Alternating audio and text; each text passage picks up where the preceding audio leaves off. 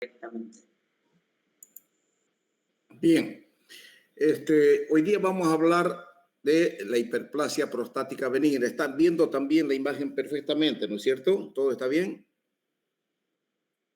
Ya, muy bien.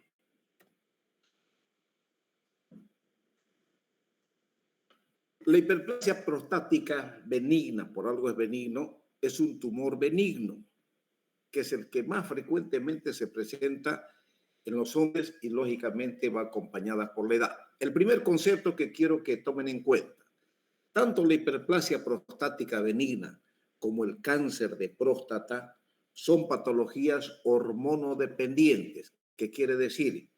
Que para su desarrollo, para su crecimiento, para sus manifestaciones clínicas, depende exclusivamente de la testosterona que se forma, por supuesto, en los testículos, una gran parte, y una pequeña parte en la suprarrenal, ¿no es cierto? Tiene una prevalencia en un 20% entre hombres de 41 a 50 años, y cuanto más viejo se hace el hombre, cuanto más mayor, entonces mayormente es mayor la incidencia clínica en los varones.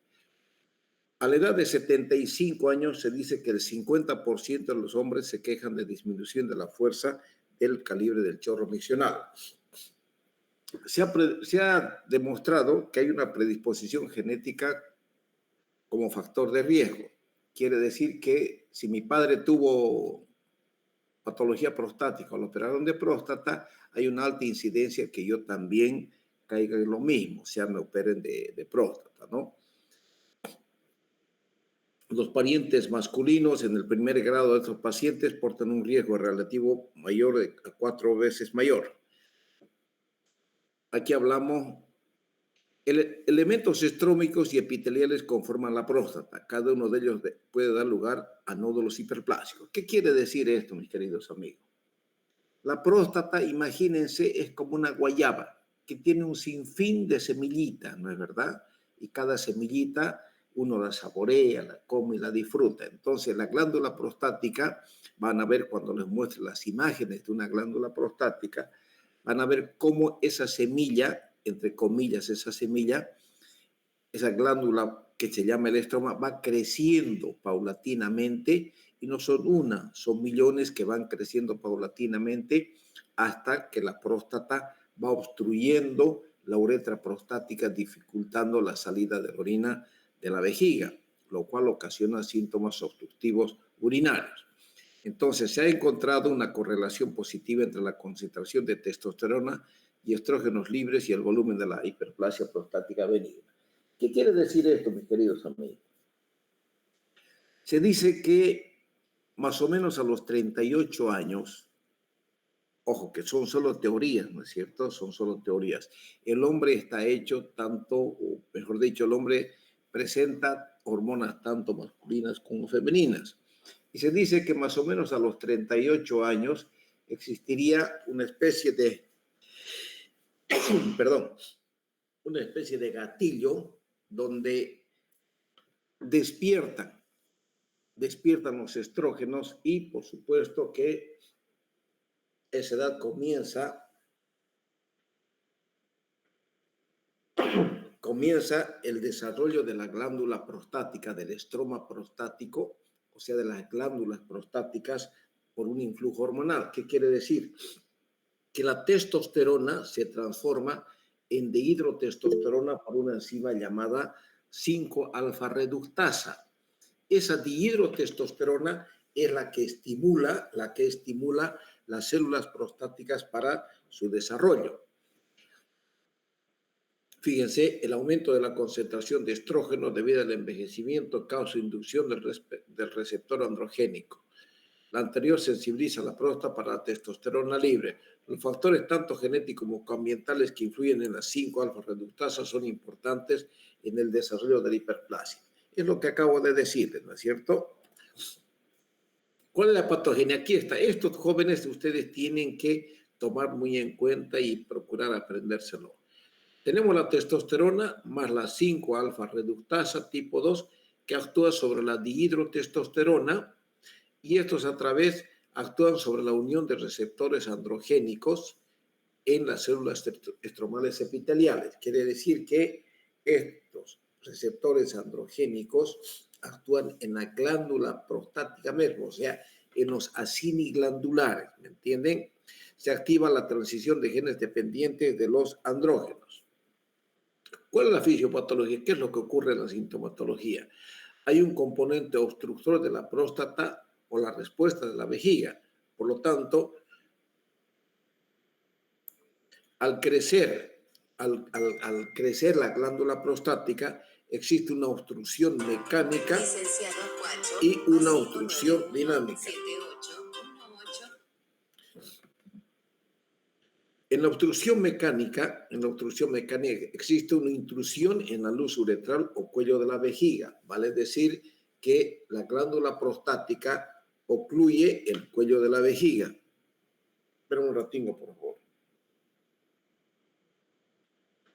Licenciada. Hola.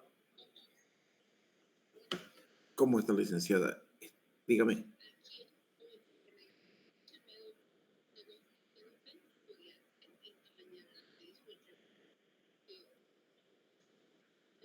Sí, ya lo sé.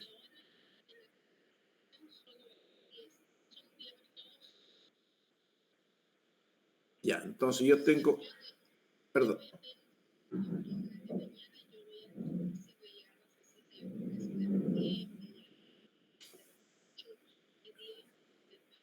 Disculpen, jóvenes, perdónenme, pero hay una campaña de colocación de 50 marcapasos que está relacionada, muy relacionada, la Facultad de Medicina con la Clínica Las Américas y nos tienen locos con tantas cosas y nuestros alumnos, bueno, van a disculpar nuevamente, ya les reitero mi disculpa. Les decía que la próstata tiene un componente obstructor, porque si ustedes anatómicamente ven la vejiga, debajo de la vejiga está la glándula prostática y la glándula prostática está rodeando la uretra prostática. Entonces, hay una obstrucción mecánica y hay una obstrucción dinámica. ¿Entienden? Todo se debe a unos receptores que existen en el cuello de la vejiga, son los alfa receptores. Bueno, entonces, en cuanto a la obstrucción mecánica, se refiere a la intrusión de la luz uretral, o sea, imagínense que tenemos la guayaba y tenemos su tallo, ¿no es cierto? Cuando ustedes, por ejemplo, el tallo está tranquilo, relajado, está abierto y no pasa absolutamente nada, no hay ninguna obstrucción y la orina fluye normalmente. Cuando son grandes, cuando aumentan de edades por encima de los 60, 70 años, ese tallito se va obstruyendo, se va ocluyendo paulatinamente, se va cerrando, lo cual dificulta la salida de la orina. Lógicamente, es un proceso paulatino, no es de la noche a la mañana. Entonces, y eso da síntomas obstructivos y síntomas irritativos. Por supuesto que cuando dan los síntomas obstructivos, ocurre todo lo que hemos hablado en el tema número 4 de uropatía obstructiva, con esas alteraciones que se presentan en la pared de la vejiga, las celdas, los divertículos, las estrías, y bueno, entonces, cómo va hipertrofiándose el músculo detrusor para aumentar su fuerza de contracción y eliminar el contenido, que es la orina, ¿no es cierto? Esa obstrucción ocurre justo en la uretra prostática por la compresión paulatina de la glándula prostática. Esto me hubiese gustado explicárselo allá en la clase, pero bueno, más adelantito vamos a ver algunas imágenes, ¿ya? Y también existe la obstrucción dinámica, lógicamente, debido a una obstrucción adrenérgica. En cuanto a la fisiopatología, hay una respuesta secundaria de la vejiga a la obstrucción. Hay una hipertrofia, hiperplasia del músculo detrusor y aumento de depósitos de colágeno, y ocurre la descompensación, lo que acabo de decirles, inestabilidad del detrusor, la trabeculación, los falsos divertículos. Aquí está lo que les digo, fíjense.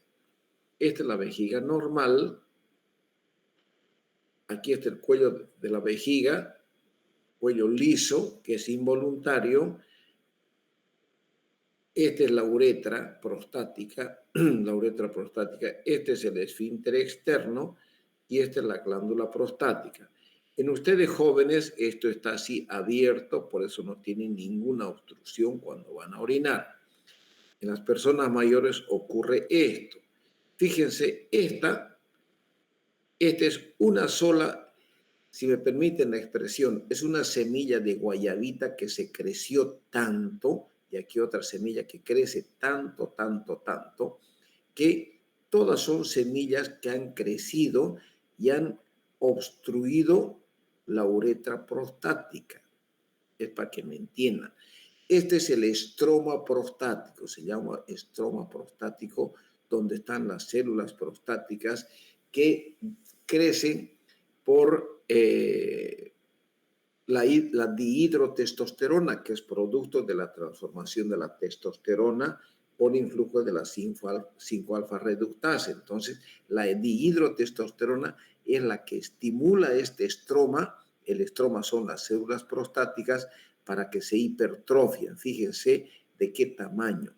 Por eso se hace irregular, va creciendo y va obstruyendo poco a poco la uretra prostática. Eso sí lo entiendo. Entonces, ¿cuáles son las manifestaciones clínicas?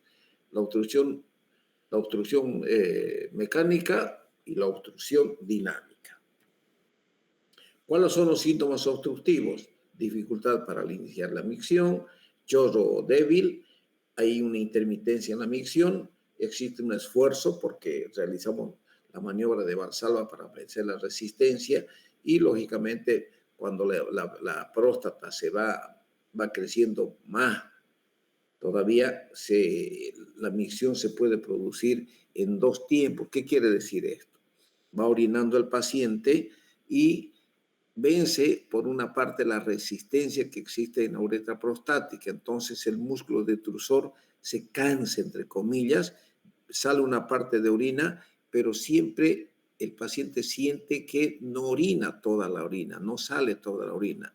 Entonces vuelve a contraerse el detrusor y el paciente vuelve nuevamente a eliminar el contenido vesical, ¿no es cierto? A eso se llama intermitencia. Hay mayor esfuerzo, hay un goteo terminal y el vaciado es incompleto.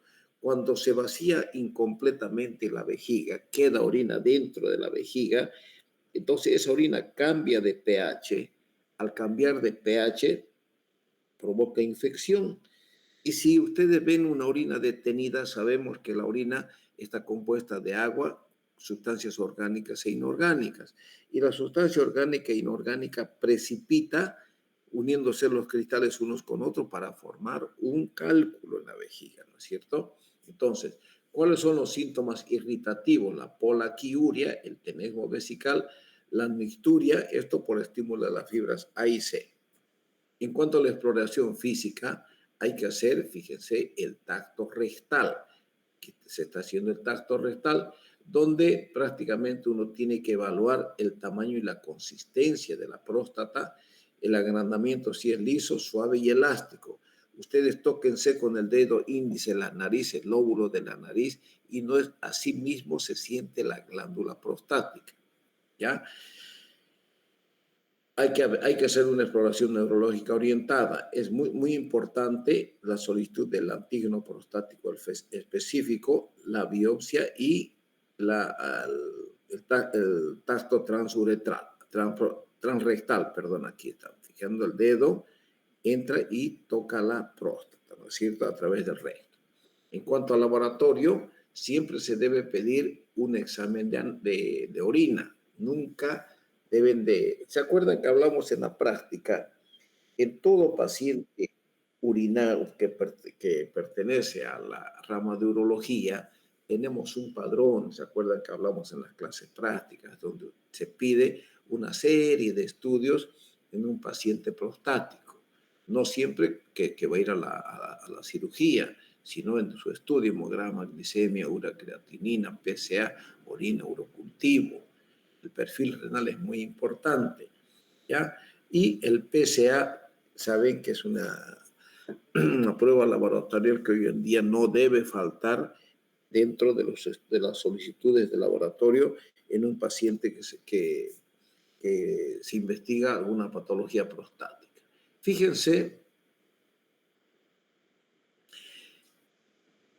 El PSA aumenta en la hipertrofia prostática, en una nefritis, uretritis, cistitis, pero también aumenta en un cáncer de próstata. Son todas las patologías, fíjense, en un cáncer, en una orquitis, cirugías como dermiorrafia, vasectomía, en carcinoma mamario, cuando hay actividad sexual, o sea, si uno de ustedes se casa y tiene actividad sexual, están en la luna de miel, van a notar que va a haber un aumento del PSA, pero sin ser cáncer. ¿Por qué? Porque está una hiperactividad sexual producto del matrimonio, de la luna de miel. Entonces, también en una constipación intestinal, cuando hay compresión extrínseca de la glándula prostática por un fecaloma, ¿puede estimular y aumentar el PSA? Por supuesto que sí.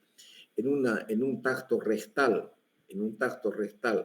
aumenta el PSA, también producto del tacto rectal, hace que aumente el PSA. Entonces, en los choferes conducir por mucho tiempo, ¿puede aumentar el PSA? Puede aumentar el PSA sin ser cáncer, ¿ya? Entonces, ¿de qué otros estudios nosotros nos valemos para estudiar la próstata? La ecografía vesical y prostática y renal. O sea, siempre pidan ecografía renal y vesicoprostático. No siempre para estudiar la vejiga, sino que es el estudio ecográfico que se debe solicitar en todo estudio de un paciente urológico.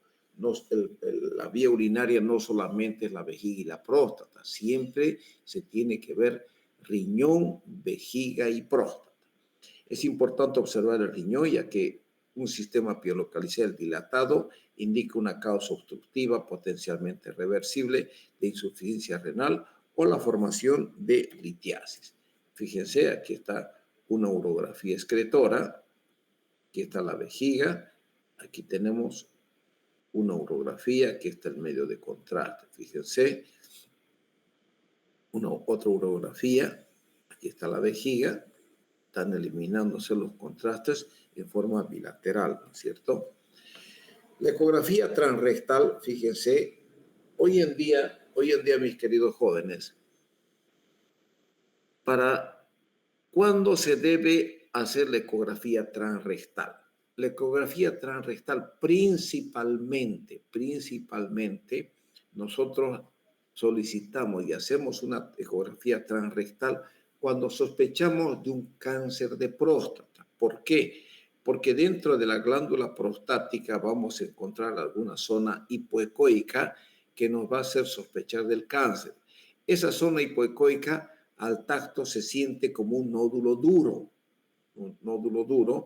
que lógicamente al palpar el nódulo duro vemos nosotros que justo se palpa el nódulo duro y se acompaña de un PSA, por decirles, de 12 o 14, los normales de 0 a 4. Y cuando ustedes palpan un PSA elevado relacionado con un nódulo, entonces se pide una ecografía transrectal. La ecografía transrectal, fíjense, hoy en día este es el transductor transrectal, que introduce al recto. El médico ni le mira la cara al paciente, está mirando acá su pantalla, donde una imagen magnificada de la glándula prostática grande a través de este sensor nos va a mostrar una zona hipoecoica sospechosa de ser un nódulo canceroso. Entonces, a través de este transductor transrectal se dispara una pistolita que entra y hace la biopsia de este nódulo. Fíjense, este nódulo es el sospechoso de un cáncer. Entonces, a través del transductor, saco exactamente de la zona donde yo quiero biopsiar. Antiguamente, cuando yo hacía mis prácticas y estudiaba, inclusive cuando trabajaba en la Caja Nacional, no teníamos este transductor transrectal y las biopsias yo las hacía a ciegas, sospechando más o menos al tacto dónde podía estar ese nódulo. Entonces era ciega. Desde que apareció este transductor transrectal, nunca más yo me dediqué a hacer biopsias prostáticas. ¿Por qué? Porque este personaje, que es un médico, puede ser de sexo masculino o femenino, a través de este aparato va a realizar 10.000 veces mejor una biopsia transrectal con esta imagen magnificada que las biopsias que yo antes hacía a ciegas. Entonces dejé de hacer y como poco me gusta hacer ecografías, no me dediqué a eso. Fíjense, aquí tenemos la ecografía de una glándula prostática. Vean la glándula. Esta es una, fíjense la diferencia. Esta es una ecografía suprapúbica. Esta es una ecografía transrectal. Esta es una transrectal. Esta también. Y fíjense la gran diferencia. Van a ver este aparatito que es el transductor. Entonces, ven, cuando vean esto, es una ecografía transrectal. Aquí se encuentra, fíjense, este es el parénquima normal y aquí está la zona hipoecoica, que a la palpación se siente un nódulo duro, pero a la imagen prostática es una zona hipoecoica. Entonces, el transductor transrectal localiza esto y directamente, sin equivocarse ni un milímetro, saca la biopsia directamente de esta zona sospechosa. Por lo tanto, es muy, pero muy exacta la biopsia y nos da mejores resultados que antes nosotros hacíamos. Ya que la cistoscopía, ustedes saben que la cistoscopía no se recomienda de rutina, o sea, no crean que a todo paciente prostático se tiene que hacer una cistoscopía, no es así. La cistoscopía puede ayudar a elegir el método quirúrgico en pacientes que optan por tratamiento invasor. Si la hiperplasia prostática benigna se relaciona con hematuria, entonces la cistoscopía es obligatoria para descartar otra patología vesical.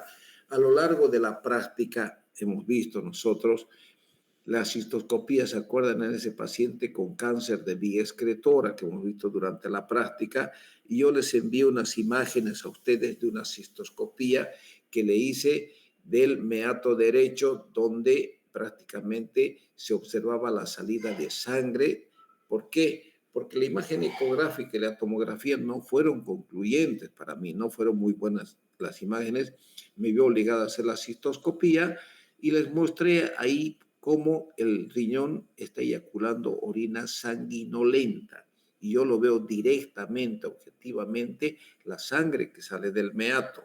Entonces yo ya estoy seguro de que la sangre viene de ese riñón. El problema está en ese riñón. Inmediatamente hicimos una ureteroscopía, localizamos el tumor de vía excretora e inmediatamente hicimos, en ese momento ya lo terminamos de anestesiar, e hicimos una nefroureterectomía en ese paciente masculino. ¿Qué opciones tenemos para el estudio del paciente prostático? La uroflujometría. La uroflujometría no existe clara correlación entre el flujo urinario y los síntomas. Puede haber un flujo lento, donde hay una obstrucción del tracto de salida, existe en un 90% de los casos. Puede haber un prostatismo leve cuando se ve que sale 15 a 20 mililitros por segundo, prostatismo moderado de 10 a 15 mililitros por segundo, fíjense cómo va disminuyendo, y prostatismo severo menos de 10 mililitros por segundo, prácticamente se está obstruyendo paulatinamente. Fíjense cómo es importante el residuo postmiccional. Cuando es mayor a 100 o 200 ml, existe una disfunción vesical importante y alta probabilidad de obstrucción aguda de la próstata. Predice una menor respuesta al tratamiento médico. Pruebas adicionales. Es importante la medición del chorro, la determinación de orina residual postmicción y los estudios de flujo de presión se consideran opcionales. La cistometrografía y los perfiles urodinámicos están reservados para pacientes en quienes se sospecha de enfermedad neurológica o quienes han respondido mal a la cirugía de próstata. Quiere decir que los estudios, la cistometría, toda uroflujometría, sí o sí se debe realizar cuando sospechamos de una vejiga neurogénica.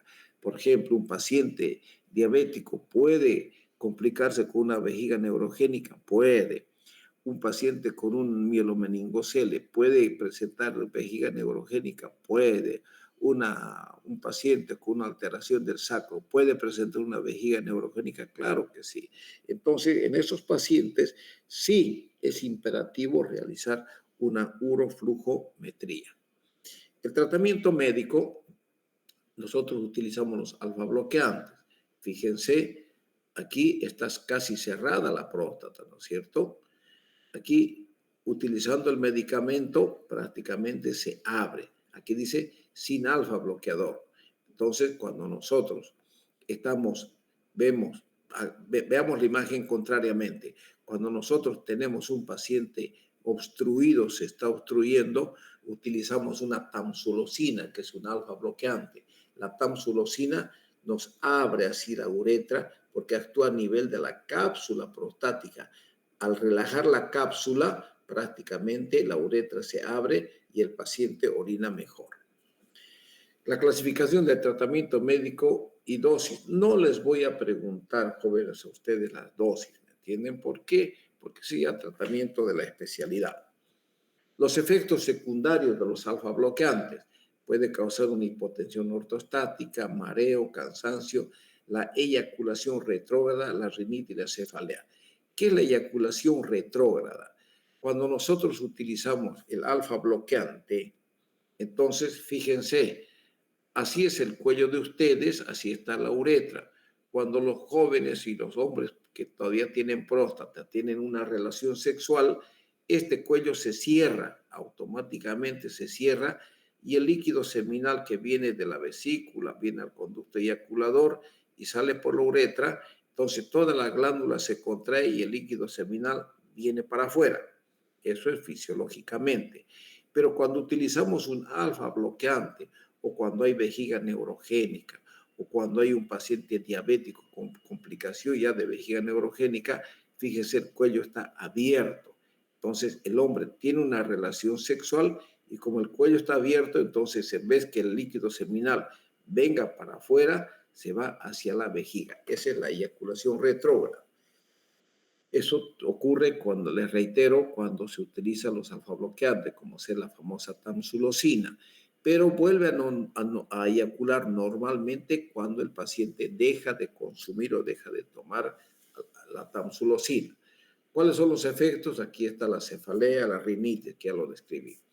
¿Cuáles son los inhibidores de la 5-alfa reductasa? Tenemos finasteride, que bloquea la conversión de testosterona en dihidrotestosterona. Eso ocurre normalmente, les decía, ¿no es cierto? Pero el finasteride lo bloquea. El tratamiento puede durar por 6 meses. El problema es que los efectos secundarios disminuyen la libido en estos pacientes, vale decir, disminuye un poco el deseo sexual en el hombre. También disminuye el PSA a tener un 50%. ¿Qué quiere decir? Que si tenemos un paciente con un PSA de 20 y yo utilizo el finasteride, entonces producto del finasteride va a disminuir ese PSA y puede esconder tranquilamente un cáncer que se me puede pasar de alto usando el finasteride. Los inhibidores de la 5-alfa reductasa también, como la dutasteride, también reduce el PSA sérico y el volumen prostático total. Los efectos secundarios, fíjense, la disfunción eréctil, el paciente perdió el interés por una relación, ¿no es cierto? Puede ocasionar retención urinaria y puede provocar ginecomastia en los hombres.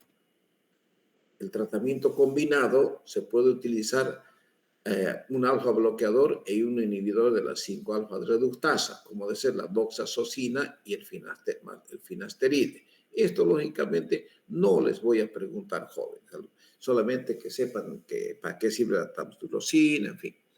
Y la fitoterapia quiere decir la utilización de plantas en el tratamiento de la glándula prostática. Aquí tenemos, por ejemplo, la palmenana, el saupalmeto. El saupalmeto quiere decir, este es el palmito que nosotros comemos en Navidad, ¿no es cierto? Una ensalada de palmito que la mamá hace cuando nos servimos chancho. Y lógicamente es tan agradable este palmito que tenemos en abundancia aquí en el Oriente.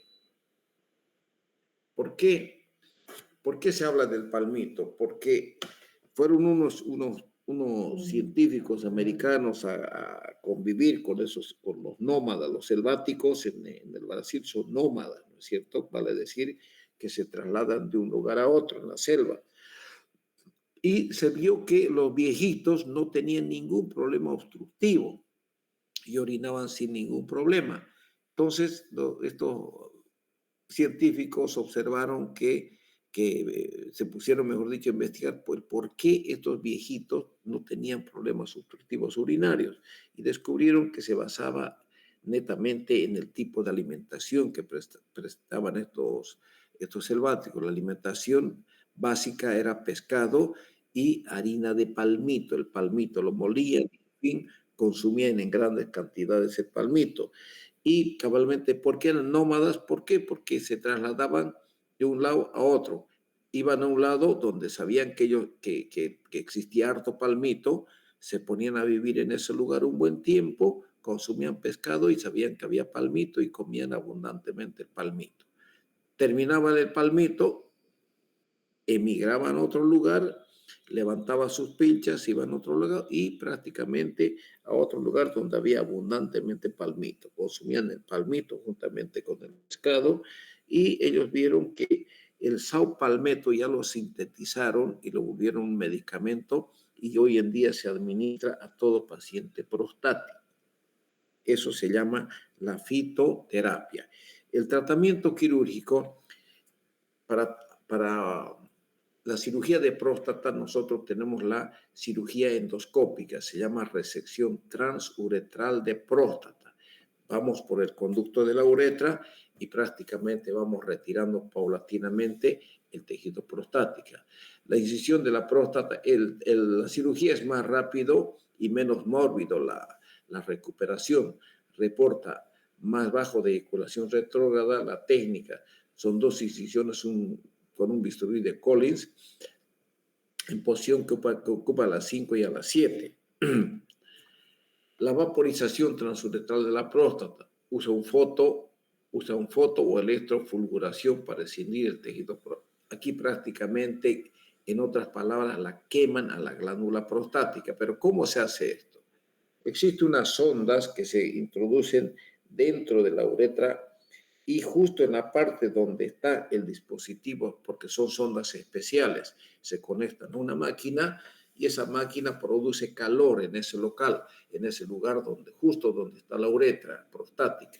Entonces, al quemar la uretra prostática, necrosa el tejido, ese tejido cae y al caer labra un espacio, se crea un espacio por donde el paciente va a orinar mejor, no normalmente, pero sí mejora considerablemente la micción.